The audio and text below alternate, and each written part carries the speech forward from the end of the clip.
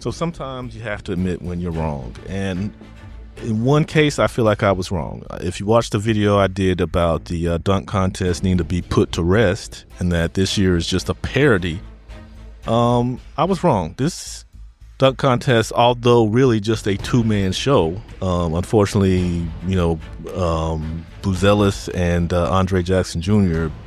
should have just stayed in the back. But Mac McClung and Stephon Castle both brought an intensity and brought a creativity that I thought was really good for this dunk contest. So there you go. I have to admit when I'm wrong. This was a good, solid dunk contest. I know some people may disagree with me, but I didn't.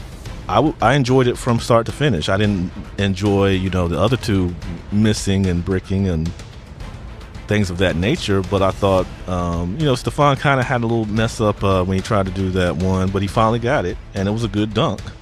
But all of his dunks I thought were creative, and of course, Mac McClung used a lot of props, which I'm not mad at. I don't like doing too many things like that because you rely more on the prop than you do the dunk. But some of the things he did, of course, you had to go back and watch and replay, but I thought he was fairly creative, and he used those props and those things to really elevate most of his dunks. So kudos to them, and I have to admit when I'm wrong.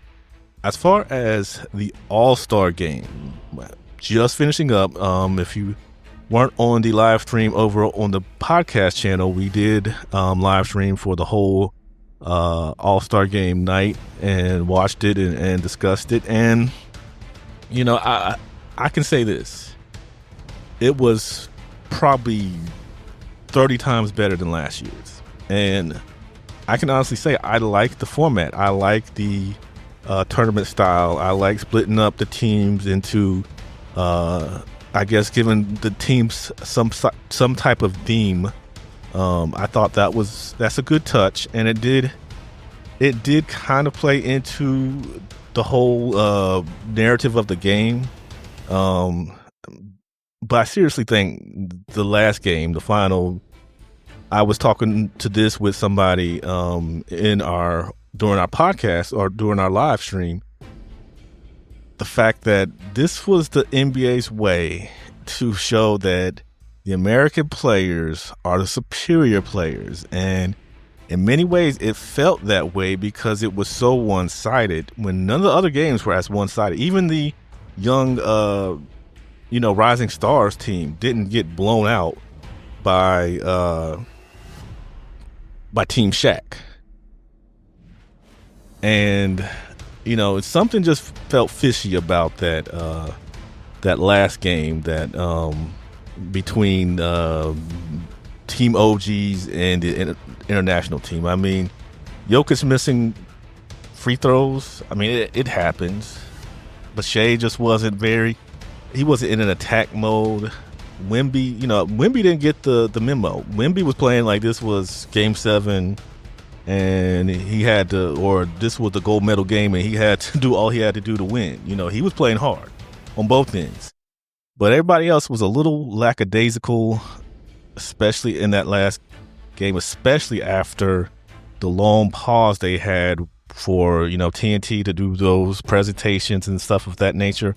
And that was my biggest gripe with this All-Star game night, is there were so many commercials. There were so many stops and starts to the games where we had people talking, we had interviews, we had, just special events between, I didn't mind the kid winning $100,000. I thought that was cool. That was a cool touch.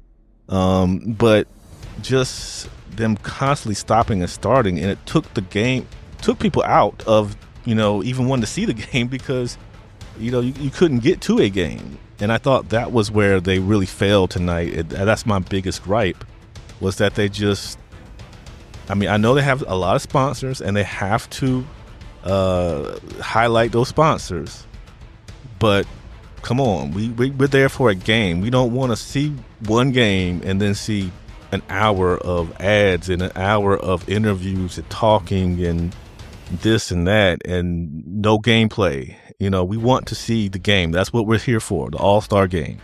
But once the games got going, I thought the first two were good. And then the last one, I think the players just kind of gave up after they had that long sit down. They just, it was just whatever for them. I'm not sure if they knew that was going to happen or that was just something that TNT wanted to do, but I think that kind of killed the vibe for them to take that long between a timeout and do all the presentations and stuff of that nature and then get back on the court and try to play. Those guys were, they had cooled down. They had cooled off. And you saw the setup for Steph to win. Obviously, Steve was going to, he's the hometown boy. And they want to, I don't know why they don't want the narrative to be on the newer stars. That was weird to me.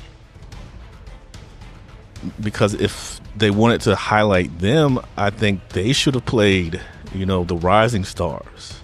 And we should have got the OGs and international team first, just to let the young stars potentially play the OGs just to get that. But I think they had the reverse narrative of, yeah, these guys are still the greatest players in the world. The narrative always is now that the international players are the best players. Jokic, and the All-Star game is not a place for Nikola Jokic to be highlighted. That's not his game. That doesn't show what he can truly do. Now, a guy like Shea, I just was a little underwhelmed by what he did, especially in that finals game. And, we really didn't get a real show from, KD or even Dame. I mean, it seemed like that last game was just the Steph Curry and Jason Tatum show. And maybe they'd want to do that to give Tatum his shine because of what happened at the Olympics. I don't know, but it seemed like there was a storyline in that final game against the international guys, and they pretty much played by a script. That's just how I see it. But if I'm going to grade All-Star Weekend, I watched Friday, I watched Saturday, and I watched tonight. And if I'm going to give it a letter grade, I'm going to give it a B+. I was entertained. I just hated the long pauses. Like I said, they had so many sponsors. I think my man King Speech said they have 40 sponsors. So that's a ton of ad time they have to do for those sponsors. So we had to see all those Kia commercials and all that other stuff, Starry and all that other stuff. But, it to me, it did take away from part of the show. But for the most part, I thought that it did what it set out to do. And usually I like the skills challenge, but the highlight of the skills challenge this year was CP3 and Wemby getting disqualified, trying to create their own rules and trying to, just do something to quicken their time or to lessen their time. And I thought that was kind of genius that they tried to do that, but of course it backfired on them. But I thought that was a highlight of that. I thought 3-point contest felt a little flat because I think for me, I was expecting Dame to do better, and when he didn't, and the guys that did move on, I just felt it was a little anticlimactic, even though had a fairly decent ending with Buddy Hield just coming up short, but it just didn't have the hype that I felt like it could have had. So I'm glad that was not the main event, and the dunk contest still did its thing. And I think that Mac McClung and Stephen Castle should get major props for how they handled that and the creativity they gave us.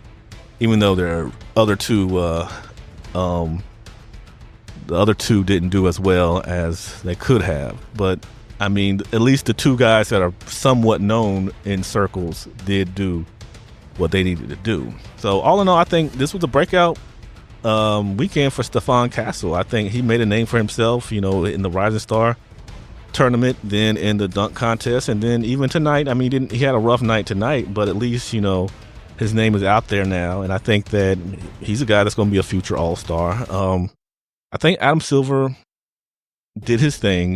He put the best effort he could into this, and I think some of the players did as well. It was not just a three-point contest. It was not just a layup line. We had some defense. So when guys actually put forth effort, we give them kudos, even though they're making millions and millions of dollars. They're making a whole lot of money. So I don't think it's too hard to get them enticed to do something for the fans, and especially when they're being honored by being all-stars and saying you are the best players in the league. You should want to at least show that to the world. But I think they did a little bit of that tonight. So with that said, what did you guys think of this year's All-Star Weekend? Did you like it? Did you hate it? Did you like the new format? What did you think about the dunk contest? Let me know in the comment sections below. And if you enjoyed this video, please hit that like and subscribe button to help us get to that 3,000 sub goal. Can't do it without you guys, and really appreciate what you guys have done. Also have some more highly defensive videos coming out this week, and I will be starting my new series, Highly Offensive, where I will take a look at Kobe Bryant and Michael Jordan, and who was truly the better offensive player. So check those out, coming out this week at some point.